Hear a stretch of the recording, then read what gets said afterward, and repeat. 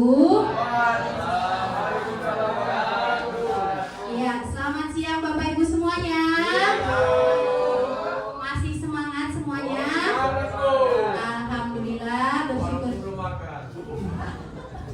bersyukur kita kepada Allah Subhanahu wa taala dan mengucapkan alhamdulillahirabbil alamin dan bersolawat kita kepada Rasulullah sallallahu alaihi wasallam dengan mengucapkan Allahumma shalli ala sayyidina Muhammad wa ala alihi sayyidina Muhammad. Alhamdulillah hari ini kita semua masih diberikan kesehatan sehingga kita semua dapat berkumpul di tempat yang sudah disediakan di sekolah tercinta ini dalam rangka pertemuan Kombel Kaguna yang pertama. Sebelumnya yang terhormat Ibu Kepala Sekolah SD Negeri 015 Karya Sempurna, yang terhormat Bapak Ibu Majelis Guru semuanya yang hadir pada hari ini. Oke, kita langsung saja tanpa memperpanjang mukadimah kita masuki acara yang pertama, yakni kata sambutan yang akan disampaikan oleh Ibu Kepala SD Negeri 015 Karya Sempurna. Kepada Ibu saya persilahkan.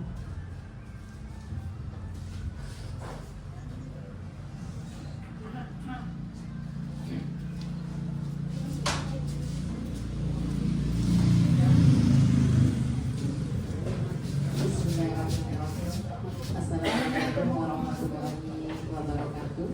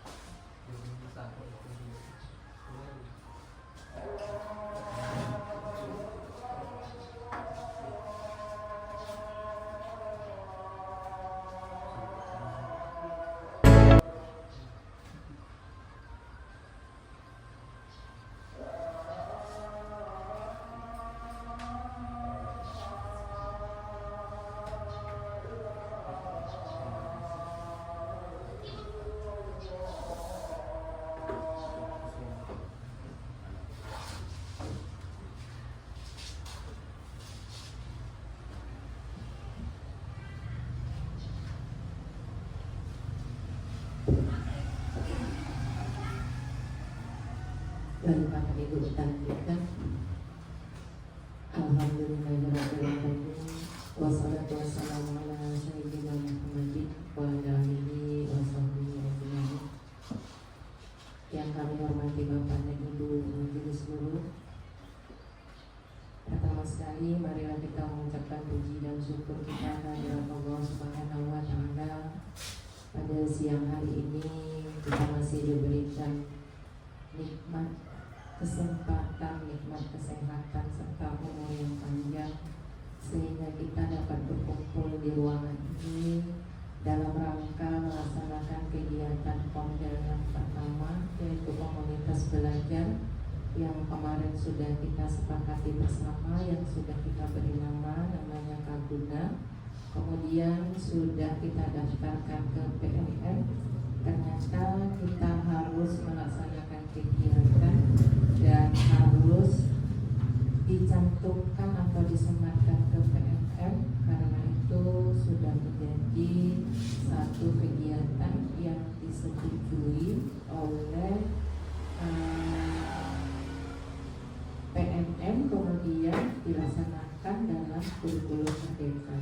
Kemudian salawat berkaitan salam, marilah kita sama-sama hadiahkan kepada junjungan Allah Nabi besar Muhammad sallallahu alaihi wasallam dengan sama-sama mengucapkan Allahumma shalli ala sayyidina Muhammad wa ala ali sayyidina Muhammad. Semoga kita sebagai umatnya mendapat syafaatnya di hari kemudian nanti. Baiklah Bapak dan Ibu, terlebih dahulu saya mengucapkan terima kasih karena sudah memberikan kesempatan kepada kita semua meluangkan waktunya sebentar untuk mengikuti kegiatan ini. Walaupun sebenarnya kita sudah melaksanakan banyak kegiatan, ternyata hal ini masih juga menjadi tuntutan kepada kita untuk melakukan kegiatan yang menyangkut tentang Komdel. Walaupun ada beberapa wacana kegiatan ini mau digabungkan dengan kegiatan KKG, ternyata beda kegiatan KKG dengan kegiatan Komdel sekolah. Komdel sekolah rupanya isinya itu hanya PTK yang ada di sekolah saja. Tapi kalau sudah menyangkut sekolah lain, namanya menjadi lintas satuan pendidikan, bukan cuma satu satuan pendidikan saja. Kemudian ini juga sudah menjadi kesepakatan kita bersama sebelumnya, bahwasannya kita laksanakan kegiatan Komdel itu setiap 2 minggu sekali ya Bapak Ibu. Dalam 1 bulan kita melaksanakannya 2 kali. Dan kemarin kita sepakati bahwasannya pelaksanaan Komdel kita itu dilaksanakan di hari Kamis ya Bapak Ibu. Tapi semalam itu saya cerita karena Bu Nursiani kita tunjuk jadi ketuanya.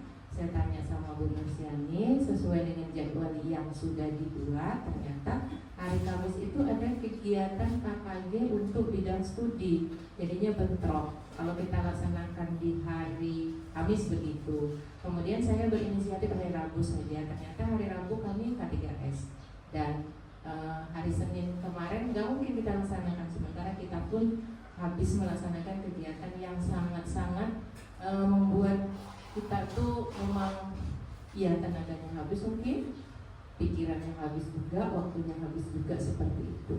Jadi hari yang bisa dilaksanakan ternyata hari Selasa, walaupun kita tidak sempat menyampaikan kepada siswa bahwasanya kita itu pulangnya harusnya tadi setengah 12 karena kan perjanjian 5 menit diambil dari setiap 1 jam pelajaran begitu. Kalau hari 35 berarti menjadi 30, bukan dikali dengan 7. Jadi pulangnya tidak sampai jam 12:05.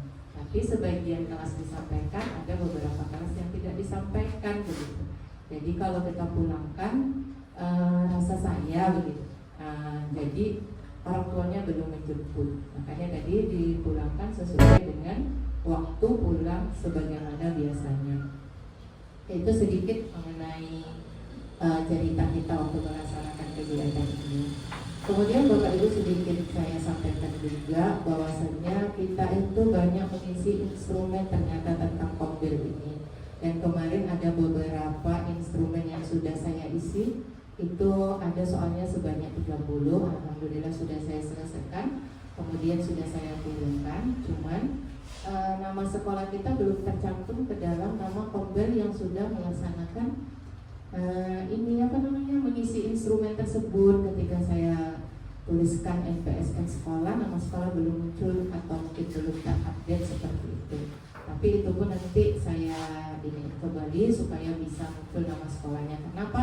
Karena Kombel ini ternyata ketika kita daftarkan di PMN itu berkaitan dengan rapor sekolah seperti itu. Cuman saya belum dapat ceritanya atau belum dapat angka-angkanya di mana sebenarnya membantu di dalam rapor sekolah. Yang saya tahu di situ cuman hanya hasil asesmen nasional peserta didik dan hasil pengisian sulinjer dari kita PTK seperti itu. Oke Bapak Ibu, mengenai Kombel, sedikit sebenarnya apa sih Kombel ini dan mengapa kita buat begitu? Apa sih capek-capek kita buat Kombel? Udah ada KKG, udah ada kita belajar di kelas seperti itu. Mungkin ini ada sedikit cerita kalau kita membuat Kombel itu ngapain kita di dalam Kombel. Kemarin pun sudah saya sampaikan sedikit mengenai Kombel, bahwasanya di situ kita dapat melaksanakan sharing mengenai pembelajaran misalnya, atau sharing mengenai kegiatan-kegiatan yang menyangkut tentang administrasi kelas kita. Misalnya kita sharing mengenai pembelajaran, masing-masing kita guru pasti mengalami hal-hal yang berbeda di setiap kelasnya dalam kita menghadapi peserta didik seperti itu. Pertama sekali kalau kita memberikan pembelajaran, persiapan kita pastikan modul ajar seperti itu. Modul ajar yang sudah kita persiapkan belum tentu sesuai dengan rancangan atau tujuan yang sudah kita buat. Pasti modul ajar tersebut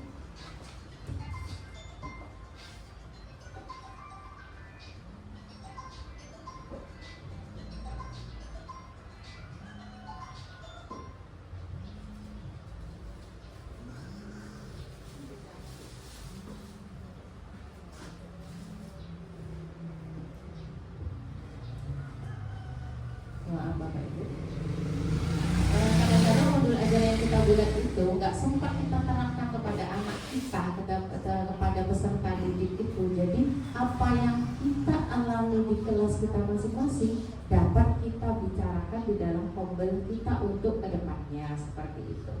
Bapak Ibu cukup saja nanti ketika di kelas Bapak Ibu tulis saja, kenapa sih anak saya tidak bisa seperti ini. Bapak Ibu cukup tuliskan saja sehingga nanti kegiatan Kombel yang akan yang kedepannya bisa masing-masing Bapak Ibu mengeluarkan masalah-masalah yang ada di kelasnya masing-masing. Dan hal itulah yang akan kita bahas di dalam kegiatan ke depannya. Selain daripada itu, di jadwal-jadwal yang sudah saya lihat dari persiapan yang sudah dibuat, itu memang ada beberapa kegiatan yang menyangkut tentang kegiatan IT yang seperti sudah kita rapatkan kemarin. Nah, itu kan ada kegiatan-kegiatan IT yang Bapak Ibu belum paham, misalnya tadi ChatGPT atau menggunakan Infocus atau yang lainnya, atau membuka PMM tentang modul pembelajaran. Itu kan sudah kita buat tuh di jadwal-jadwalnya. Tapi di antara itu boleh kita sisipkan kegiatan-kegiatan di kelas yang memang perlu untuk dibicarakan di dalam komunitas belajarnya kita. Jadi besoknya lagi, ini kan tadi masih pertama pembukaan kita nggak punya persiapan. Sementara saya ada meminta Bu Nursiani untuk menjadi pembicara penyampai materi supaya ada yang ada di dalam video itu, ya saya minta aja. Nggak saya, oh besok di sini tidak, semalam saya sebutkan sama Bu Nursiani, ada Bu yang bisa ditampilkan untuk kegiatan Kombel kita besok untuk pembukaan pertama sekali, supaya ada materi yang disampaikan, tidak hanya pembukaan saja. Nah, Bu Nursiani bukan ada Bu, mungkin yang ini saja seperti itu. Jadi nanti materinya disampaikan, kita belajar dengan apa yang disampaikan sama Bu Nursiani untuk hari ini, tapi kedepannya kita gunakan jadwal yang sudah ditentukan dengan materi yang sudah ada, dan pematerinya kita manfaatkan aja kita yang ada di sini. saya yakin Bapak dan Ibu punya kelebihan masing-masing. Mungkin kalau Pak Andi bagian IT bisa disampaikan seperti apa. Mungkin Bu Sudari tentang mata pelajaran apa yang bisa disampaikan, tentang metode pembelajaran seperti apa. Jadi tidak ada batasan-batasan di antara Bapak Ibu yang tidak bisa menyampaikan materi di depan. Mengapa demikian? Karena kita di sini sambil belajar Bapak Ibu. Sambil belajar. Kombel ini bukan menyampaikan keluhannya kita saja, tapi kita bisa berbagi praktik baik. Misalnya kita di dalam kelas, dalam pengelolaan kelas, dalam mendisiplinkan anak punya nilai plus di antara kawan-kawan yang lain.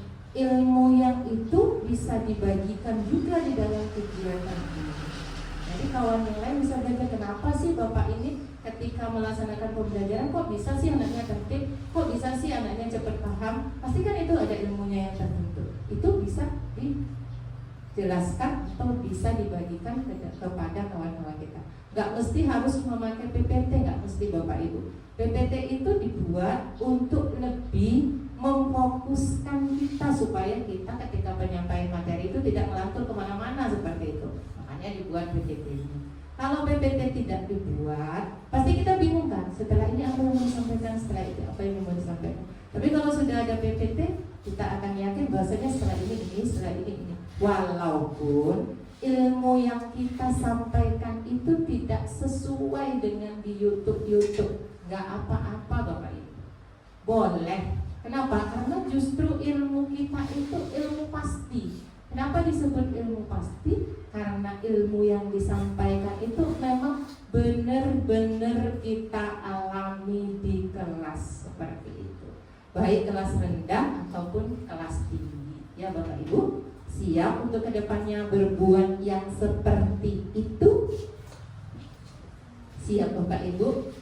Siap. Alangkah lebih baiknya kalau kita punya ilmu-ilmu yang memang sesuai betul sih di dalam YouTube, tapi memang sesuai diterapkan di kelasnya kita, nggak apa-apa juga, boleh seperti itu. Tapi untuk melatih kita ke depan menyampaikan materi kepada kawan-kawan supaya kita ini saling berkolaborasi atau bersinergi, bekerja sama. Kerjasama itu bukan sekedar kerjasama kita mengerjakan PR atau mengerjakan kegiatan-kegiatan, tidak Bapak Ibu.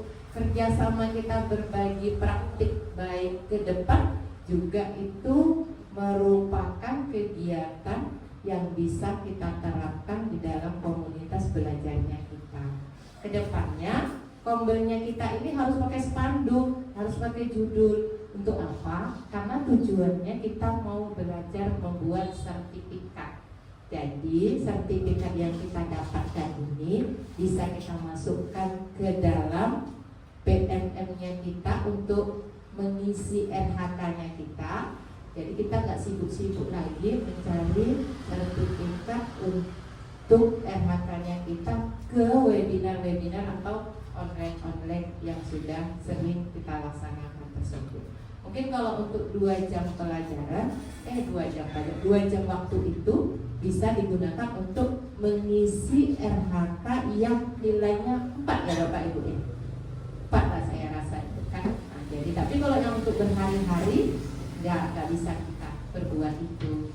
Kali itu yang bisa kita buat cuman waktunya atau durasinya itu 2 jam saja. Oke Bapak Ibu, terkait dengan yang akan disampaikan Bu Nursiani mengenai budaya positif ini, sebenarnya budaya positif ini sudah sering kita lakukan, tetapi tidak pernah dimunculkan secara seperti ini. Banyak sekali budaya positif yang sudah kita buat di kelas, terutama mengenai keyakinan kelas, kemudian keyakinan di sekolah, yang sering kita sebut sih namanya selalunya kesepakatan kelas ya Bapak Ibu ya. Kesepakatan kelas seperti itu. Saya pun kurang paham juga apakah nanti itu kesepakatan kelas sesuai dengan keyakinan kelas. Ya nanti kita dengar aja apa yang disampaikan oleh Bu Nursiani. Dan saya harapkan kepada Bapak Ibu nanti kalau ingin nanya saja. Jadi walaupun penyampaiannya ataupun jawabannya itu belum memuaskan, setidaknya dari angka 1 sampai 10 dapat 8. Jadi 8 itu sudah cukup kita terapkan walaupun tidak 100%-nya, mungkin dapatlah 50%-nya atau 60%-nya ya Bapak Ibu. Seperti kalau anak-anak belajar kan nggak dapat nilai 10, boleh dapat nilai 9, seperti itu. Oke Bapak Ibu, mungkin itu yang dapat saya sampaikan. Dan sekali lagi terima kasih kami ucapkan kepada Bu Nursiani yang telah bersedia memberikan materinya atau menyampaikan materinya kepada Bapak dan Ibu sekalian. Kemudian harapan kami ke depannya tidak hanya Bu Nursiani aja yang ke depan, seperti yang saya sampaikan tadi, Bapak dan Ibu guru, saya yakin bisa, tetapi ini masih tersembunyi bakatnya masing-masing. Nanti kalau sudah keluar, nilainya lebih plus daripada yang sudah pernah ke depan. Mudah-mudahan ya Bapak dan Ibu. Baik, mungkin ini lebih dan kurang saya mohon maaf. Terima kasih atas perhatiannya. Billahi taufiq wal hidayah. Assalamualaikum warahmatullahi wabarakatuh.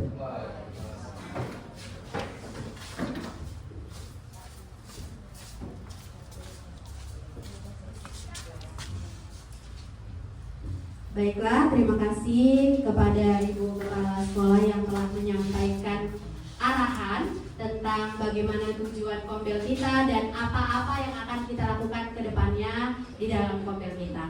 Langsung saja Bapak Ibu semua, kita dengarkan materi yang akan dipaparkan oleh narasumber kita hari ini, yang akan disampaikan oleh Ibu Nursiani. Kepada Ibu Nursiani, dipersilahkan.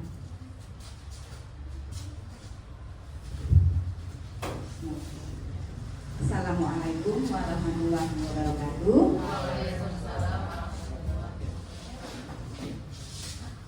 Selamat siang Bapak-bapak Ibu yang terhormat. Masih semangat walaupun wajahnya lelah karena begitu banyaknya aktivitas yang telah kita lakukan di akhir-akhir ini.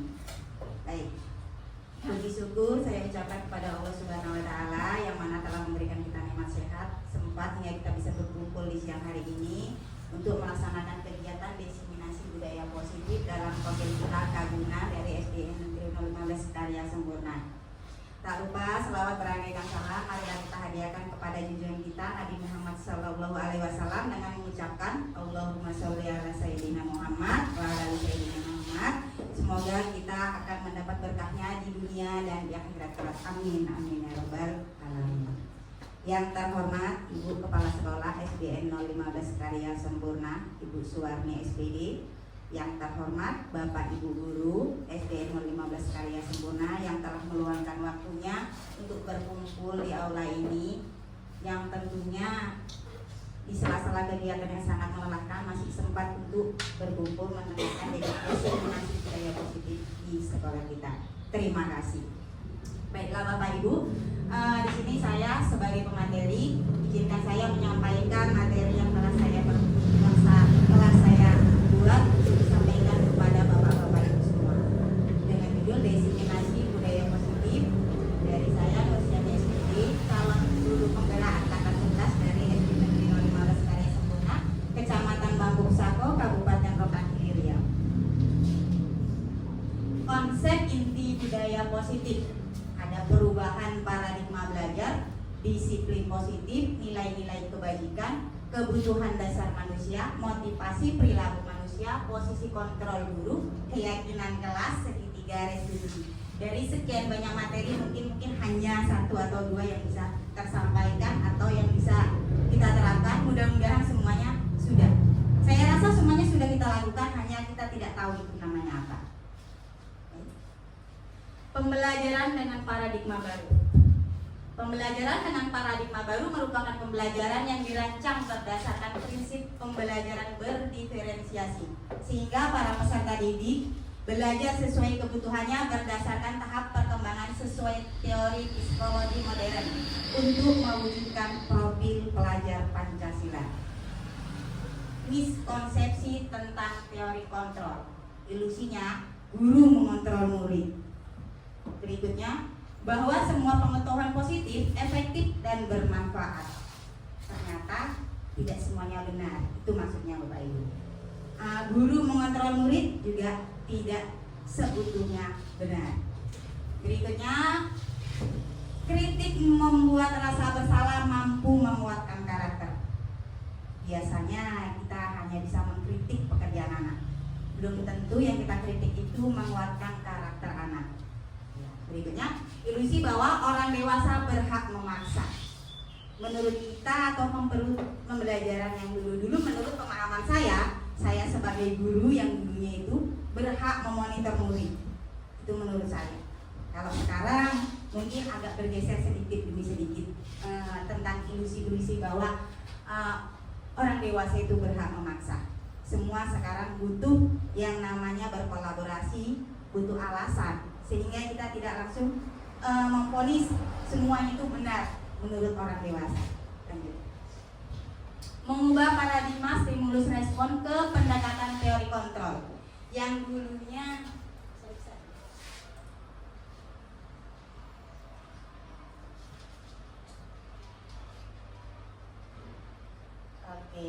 realitas kebutuhan itu kita sama.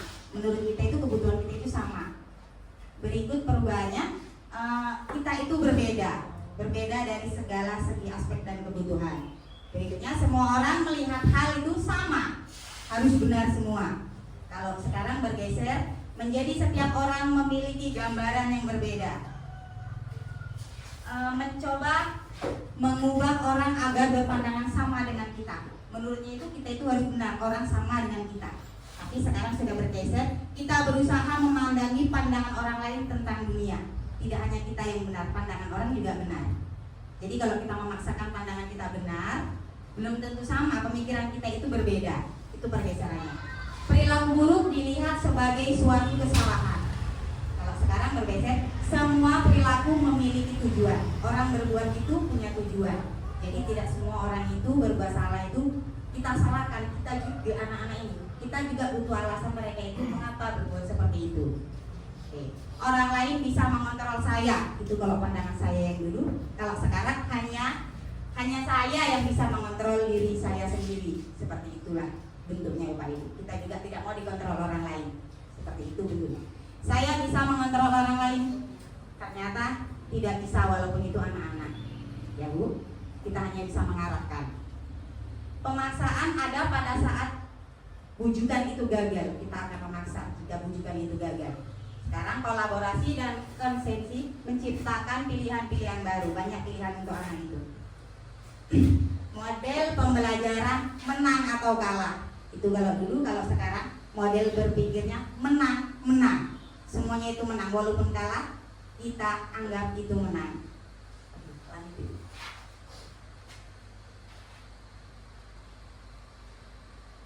Disiplin positif, ya inilah disiplin berkata dari disiplin dia belajar.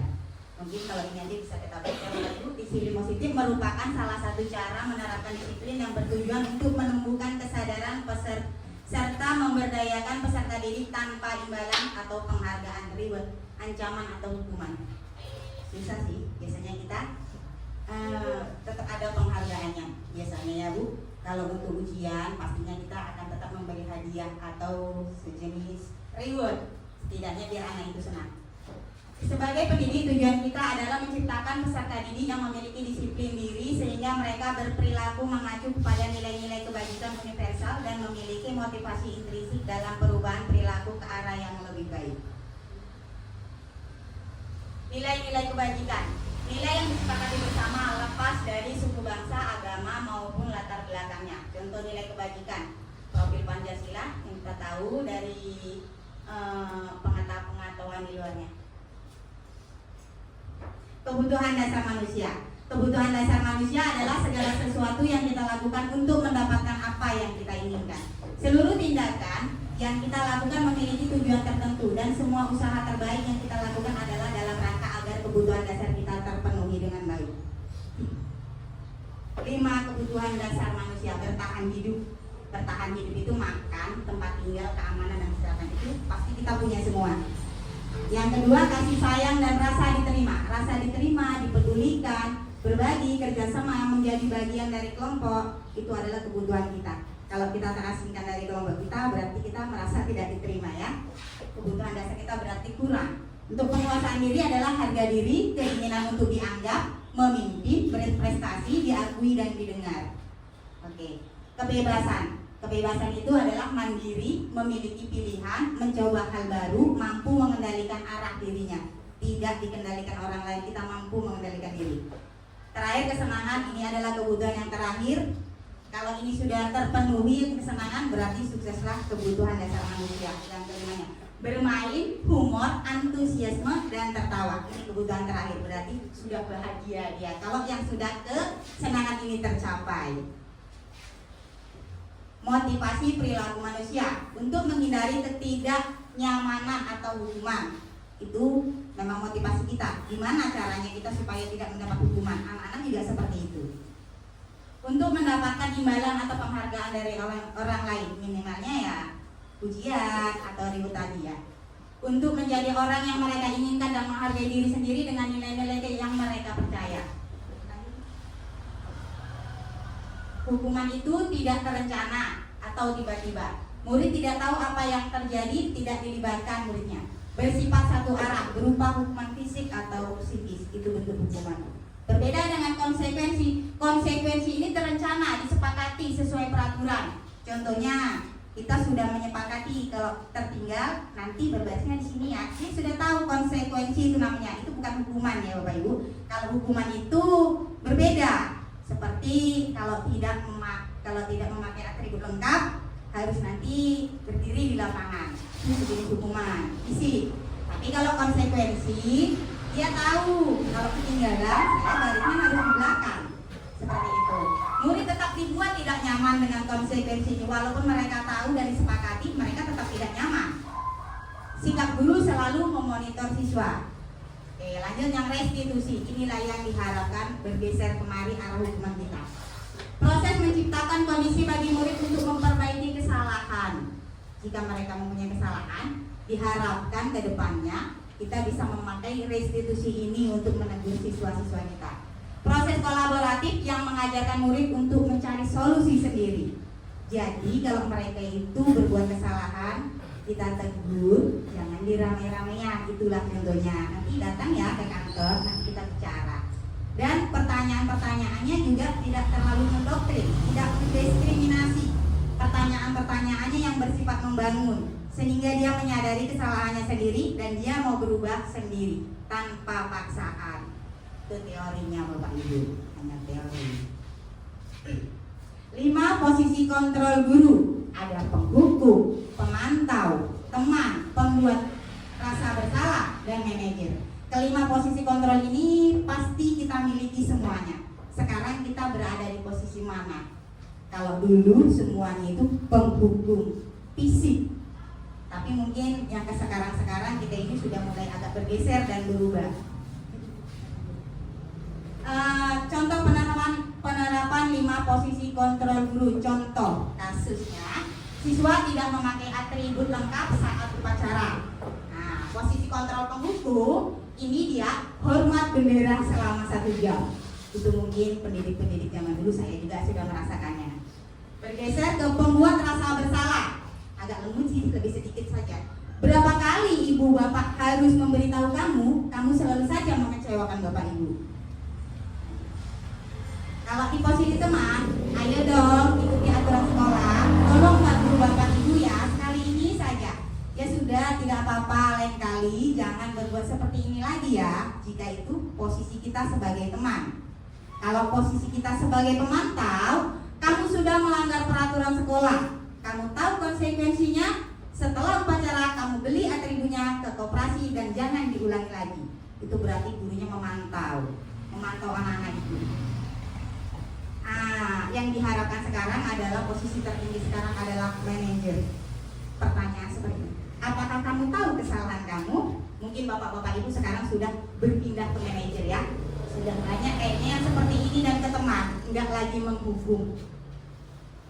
Kira-kira bagaimana kamu memperbaiki kesalahan kamu? Itulah pertanyaan-pertanyaan untuk yang di posisi manajer. Jadi mereka itu merasa tidak didiskriminasi, tetapi mereka akan mengakui kesalahannya sendiri dan berusaha. Semoga anak-anak kita bisa jadi seperti ini dan kita bisa menjalankan ini ke depannya. Amin.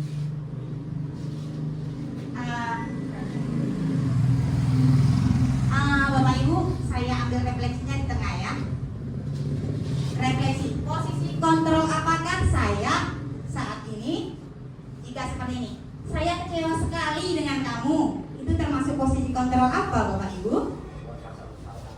Pembuat rasa bersalah atau penghukum? Kasar nggak sih? Saya kecewa sekali dengan kamu. Iya. Pembuat rasa bersalah. Oke, kita lanjut. Tidak apa-apa ibu, ini kan refleksi. Kamu tidak pernah benar melakukannya. Penghukum. Kita lanjut. Apa rencanamu untuk menyelesaikan masalah ini? Nah, ini yang paling keren. Apa rencanamu? Ditanya pula, dia sudah berbuat salah, tapi kita bertanya. Kalau bagi saya di posisi dulu mungkin nggak sabar ya. Ini udah salah, ditanya lagi bagus pula nanyanya. Apa rencanamu untuk menyelesaikan masalah ini? Itulah yang dituntut kita sekarang untuk ke arah manajer. Berikutnya, kamu tidak pernah mendapat nilai jika tidak mengerjakan tugas. Kalau saya kira ini hari-hari. Kalau tidak mengerjakan tugas, bagaimana ibu mau ngasih nilai? Sementara yang lain berusaha. Iya, seperti itu. Jadi kalau yang ini, kamu tidak pernah mendapatkan nilai jika tidak mengerjakan tugas, itu di posisi yang mana Bapak Ibu? Penghukum? Tidak dapat nilai. Oke. Ayolah lakukan demi Bapak Ibu ya. Teman. Iya, anggap teman. Yang manajer ini kayak Bapak Ibu ya. Apa rencanamu untuk menyelesaikan masalah ini? Malah kita yang tanya ke mereka. Oke, lanjut Ibu. Terima kasih sudah melakukan refleksi. Keyakinan kelas. Masuk berikutnya adalah keyakinan kelas. Mengapa keyakinan kelas? Mengapa bukan peraturan kelas? Kita tahu udah buat peraturan kelas di setiap kelas malah. Iya kan Bapak Ibu? Iya, semua punya peraturan kelas. Mengapa harus keyakinan kelas? Pembentukan keyakinan kelas ini bersifat abstrak, berupa pernyataan universal, dibuat dalam pernyataan positif. Maksudnya yang dibuat itu kalimat positif. Ada kalimat negatif. Bisa saja kita buat dilarang membuang sampah, tapi itu kalimat negatif. Jadi gantinya kalimat positifnya itu seperti apa Bapak Ibu? Jagalah kebersihan. Bisa. Dia berbentuknya nggak usah panjang-panjang aja, kalimatnya kecil aja. Sama atau maknanya? Maknanya? Jagalah kebersihan dengan buanglah sampah pada tempatnya, sama dilarang membuang sampah sembarangan. Oke. Sedikit saja agar mudah diingat, sesuai dengan kondisi kelas dan sekolah sehingga mudah diterapkan. Semua warga sekolah atau kelas dilibatkan saat membuat keyakinan kelas. Jadi saat membuat keyakinan kelas ini, semua murid itu dilibatkan. Kita tanya sama mereka apa yang mau kita buat. Jadi mereka itu ingat apa yang dibuat. Terus kalau mereka melanggar, mereka tahu konsekuensinya karena mereka yang membuat. Oke, lanjut. Inilah contoh keyakinan kelas semalam saya coba-coba di kelas 6A. Ada jujur, disiplin, semangat, kreatif, dan sopan santun. Coba-coba, nanti diperbaiki lagi. Kalau jujur itu banyak pengertiannya ya Bapak Ibu. Tidak mengerjakan tugas, mencontek, itu juga melanggar jujur. Dia seperti itu. Kalau datang terlambat, itu masuk kemana? Disiplin, melanggar disiplin seperti itu. Kalau dia malas-malas, tidak mengerjakan PR, termasuk semangat. Iya. Kalau nggak mau gerak, dia mager aja di kelas. Disuruh ke depan tidak mau, disuruh nanti olahraga dia cuma duduk-duduk saja, berarti dia melanggar yang kreatif, tidak kreatif. Atau sopan santun, atau berbicara terlalu lebar-lebar suaranya, berarti melanggar sopan santun. Seperti itu bentuk keyakinan kelas. Dan ini nanti harus ditandatangani sama semua warga yang ada di kelas. Jadi mereka tahu jika sudah melanggar, mereka akan tahu konsekuensinya tanpa kita harus repot-repot. Kamu telah melanggar ini, kita tanya saja. Kenapa kamu tidak mengerjakan PR? Seperti itu. Kamu sudah melanggar keyakinan kelas kita yang mana? Yang jujur Bu. Seperti mungkin mereka akan menyadari karena mereka yang membuat. Lanjut. Sekarang kita masuk segitiga restitusi. Segitiga restitusi ini adalah suatu proses dialog yang dijalankan oleh guru agar dapat menghasilkan murid yang mandiri dan bertanggung jawab. Adam menstabilkan identitas, validasi tindakan yang salah, dan menanyakan keyakinan kelas. Berarti kalau mau buat restitusi, kita harus buat keyakinan kelas dulu. Di bagian menstabilkan identitas, berdasarkan prinsip membuat kesalahan adalah bagian dari proses pembelajaran. Anak salah itu tetap tidak boleh disalahkan. Katanya itu adalah proses pembelajaran. Pertanyaannya, pernyataannya adalah berbuat salah itu wajar. Seperti itu ngomong sama anak-anak.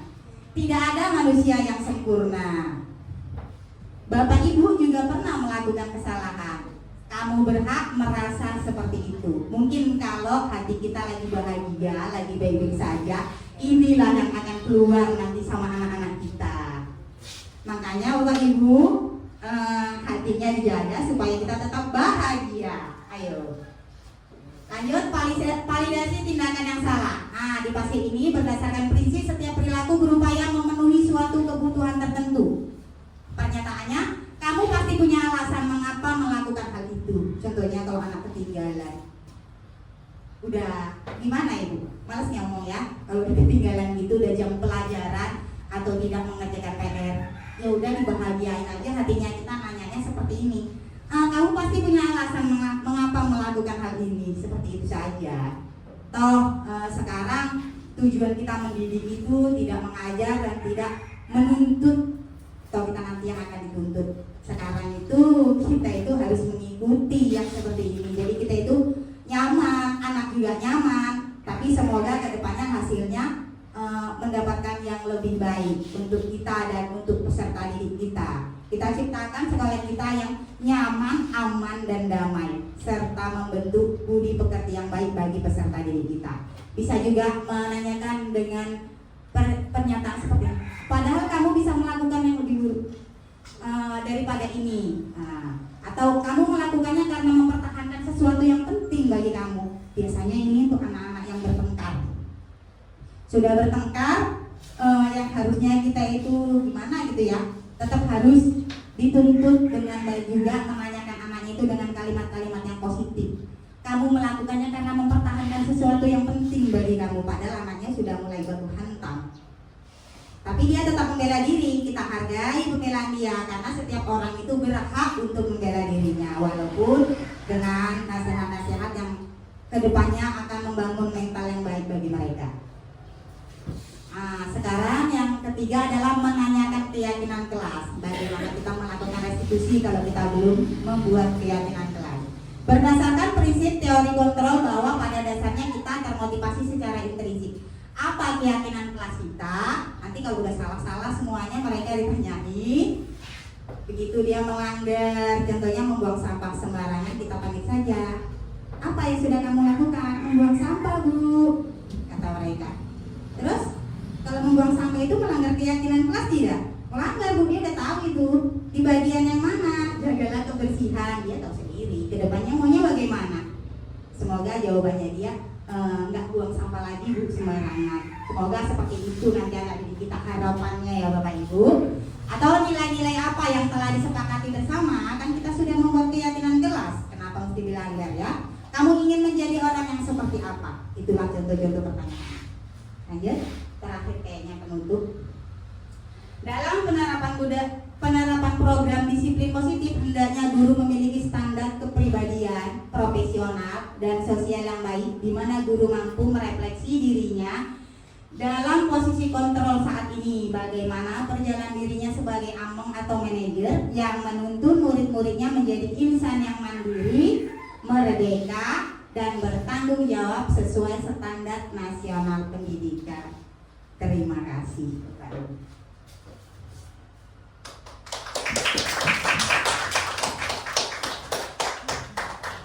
Ya, terima kasih kepada Ibu Nursyani yang telah memaparkan materinya. Bapak Ibu semua masih semangat untuk kita lanjutkan forum ini? Gak ada yang jawab. Masih semangat Bapak Ibu?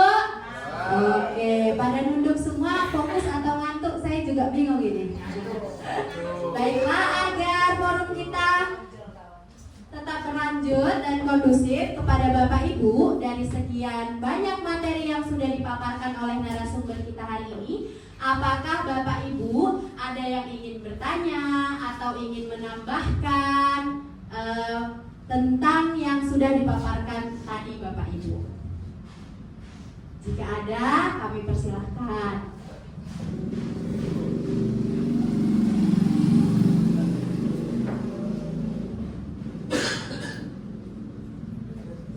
Oke, kami persilahkan Bapak. Assalamualaikum warahmatullahi wabarakatuh.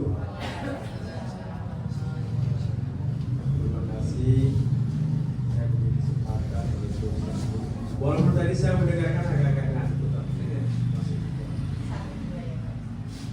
Jadi kalau saya tanyakan, hendaknya guru memiliki standar kepribadian. Maksud saya, kalimat mana yang maksud standar kepribadian itu? Saja, terima kasih.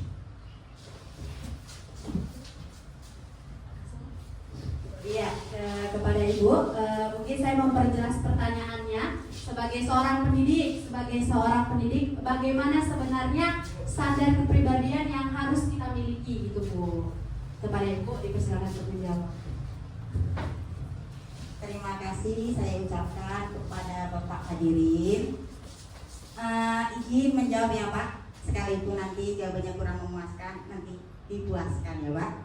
Oke. Nanti teman-teman boleh membantu atau ibu-ibu ada yang ingin menambahkan atau menjelaskan jawaban dari Bapak hadirin? Iya, saya coba ya Bapak. Bagian dari mana tadi Pak? Kepribadian guru. Kepribadian di bagian penutup tadi kayaknya.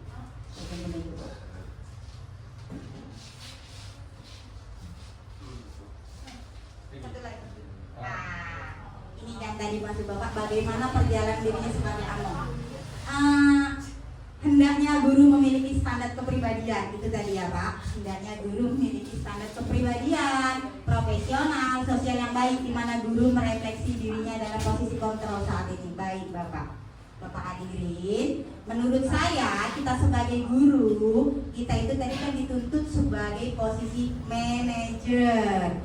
Manajer itu adalah posisi yang diharapkan bisa merubah peserta didik kita memiliki mental yang baik dan memiliki kepribadian yang diharapkan standar nasional. Bagaimana caranya?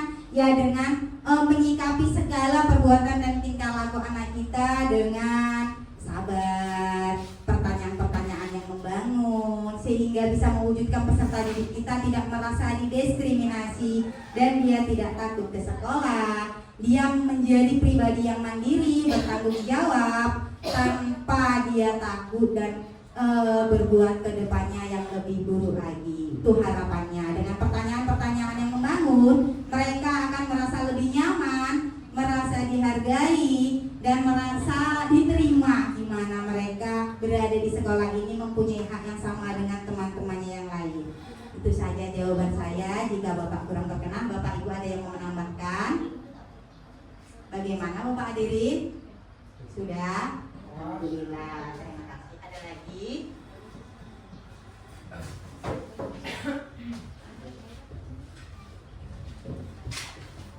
Baik, assalamualaikum warahmatullahi wabarakatuh dan selamat siang Ibu Bapak Guru. Izin di sini saya juga belajar, ya kita sama-sama belajar. Jadi mungkin kalaupun nanti pertanyaan saya sulit, yang mohon dimaafkan karena sama-sama belajar. Gitu. Tadi kan ada penjelasannya bahwasanya kita seharusnya tidak boleh memberikan penghargaan, ya dikarenakan kan tuntutan kurikulum saat ini bahwasanya semua siswa standarnya sama. Jadi di situ kita tidak boleh memberi penghargaan. Jadi bagaimana ya menurut Ibu ketika kita ingin memberikan apresiasi kepada siswa selain penghargaan tersebut, atau ada caranya atau gimana? Terima kasih.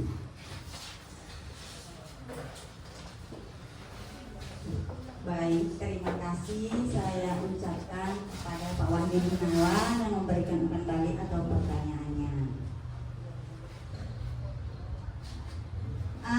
izin menjawab ya Bapak. Sepengetahuan saya, untuk bagian yang tidak boleh memberi penghargaan atau hukuman, saya juga sebenarnya kurang setuju, karena yang selama ini kita lakukan itu adalah penghargaan, tapi itu kan untuk nilai raport maksudnya Bapak kan, bagi raport atau bagian apa kemarin seperti perlombaan 17 Agustus. Jika tidak ada hadiahnya, apakah mau mereka ikut capek-capek ikut gerak jalan sebulan dilatih? Hanya ucapan terima kasih ataupun penghargaan tidak ada, mungkin anak-anak kita nggak ada yang akan mau ikut, gurunya juga nggak akan melatih capek-capek. Itu menurut saya juga seperti itu. Tapi pergeseran tuntutan dan paradigma ini saya juga bingung, peserta didik tanpa imbalan atau penghargaan reward.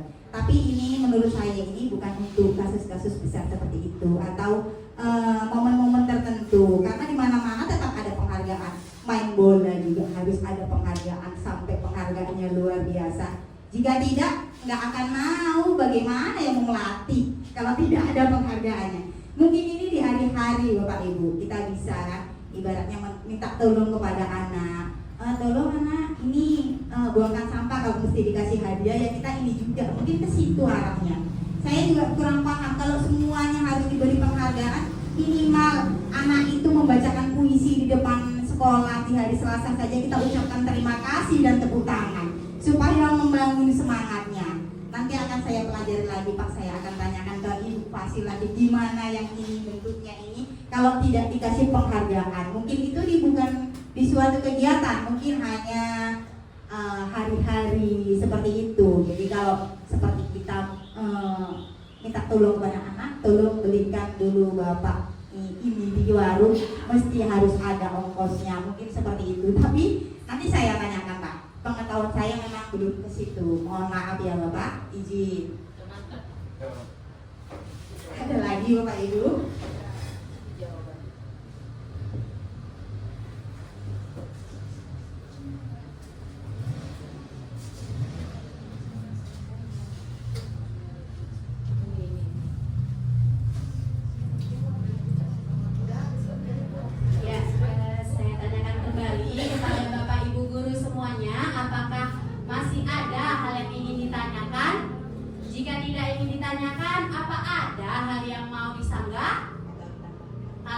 Adakah yang ingin menambahkan Bapak Ibu? Pas Pak Dewi Pak Ibu? Sedikit Bapak Ibu mungkin mengenai standar perilaku ya Bapak Ibu ya tadi. Kemarin kita kan sudah mengisi RHK. Di situ kan ada kita isi mengenai beberapa perilaku ya. Ada di situ kolaborasi, ada akuntabel, kemudian ada jujur.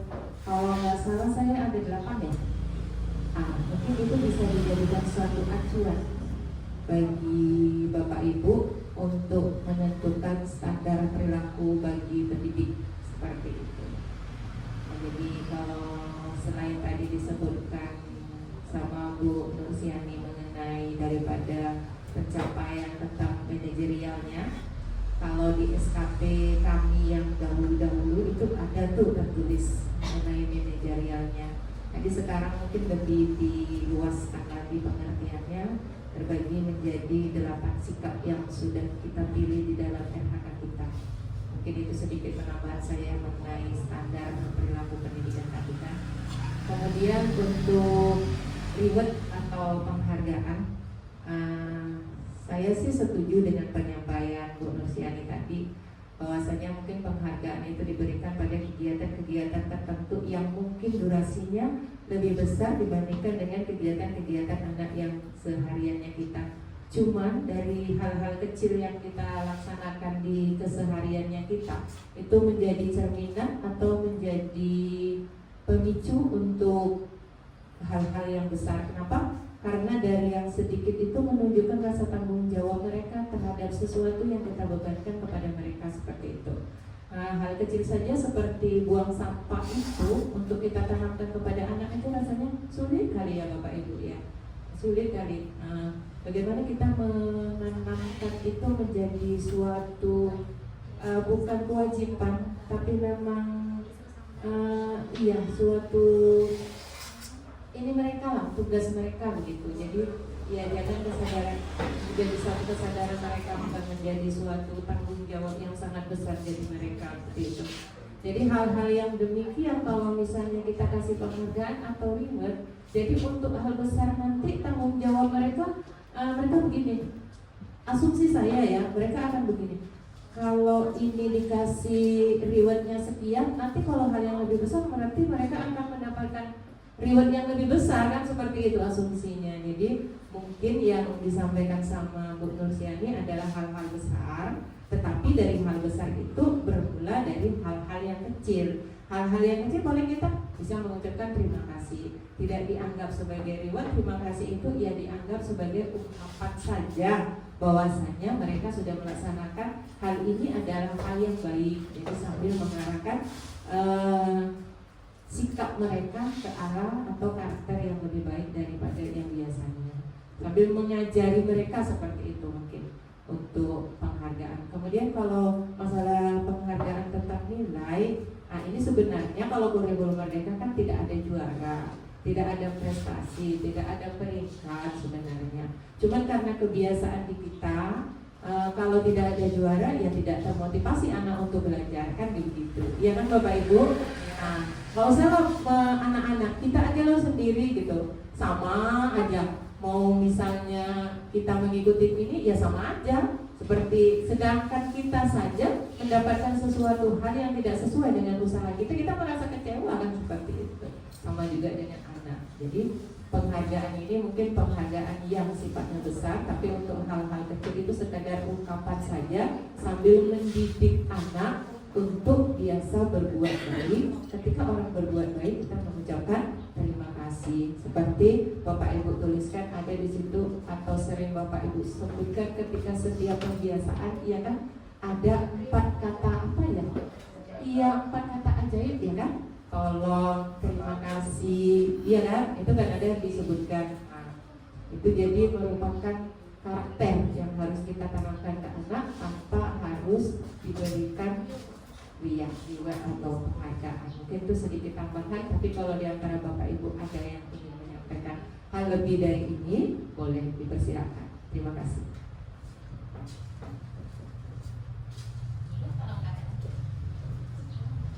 Baik, terima kasih kepada Ibu yang telah menambahkan dan membuat kita semakin mengerti dari pemaparan yang sudah disampaikan oleh pemateri kita hari ini. Baik, saya tanyakan sekali lagi kepada Bapak Ibu sekalian, masih adakah yang ingin bertanya atau menambahkan Bapak Ibu? Sudah cukup? Sudah sangat telah Bapak Ibu? Sudah. Sebelum itu mari kan kita berikan tepuk tangan sekali lagi materi hari ini. Oke, saya rasa semua hal sudah dijelaskan dan dipaparkan dengan sangat baik. Harapannya semoga kita semua mampu menerapkannya walaupun dari hal yang paling terkecil dalam kehidupan kita sehari-hari sebagai seorang pendidik. Sebelumnya saya sebagai moderator memohon maaf apabila terdapat banyak kesalahan dalam menyampaikan hal. Lalu yang kedua, saya berterima kasih kepada Bapak Ibu atas perhatiannya dan saya tutup acara hari ini dengan Assalamualaikum warahmatullahi wabarakatuh.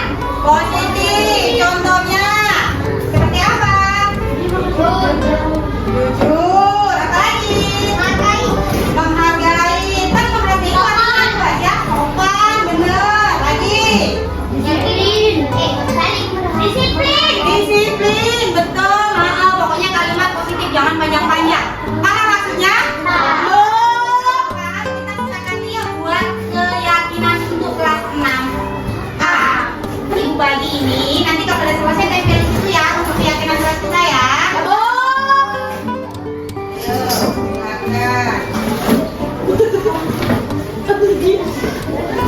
Yuk, silakan dulu. Nih.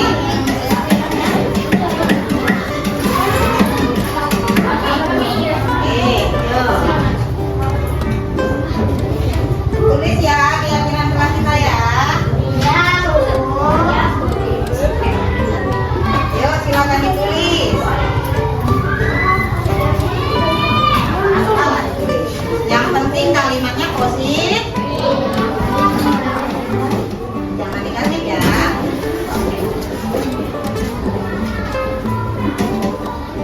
Silakan ditulis.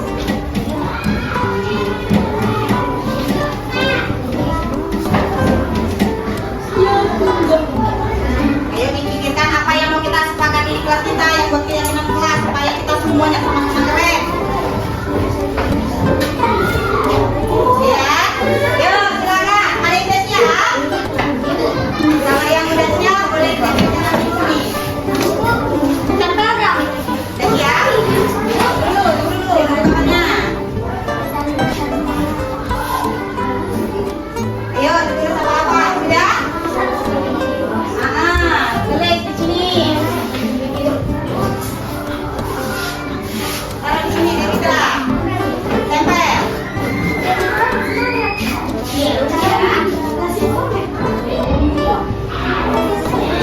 Iya, Devitra nulisnya. Lagi. Terus.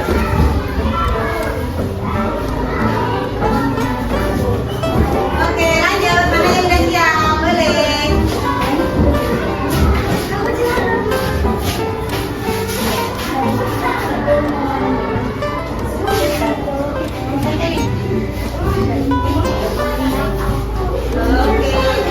Oke, lanjut.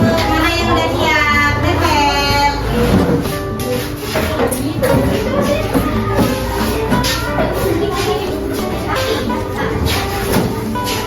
Merah, Bu. Oke, tepat waktu.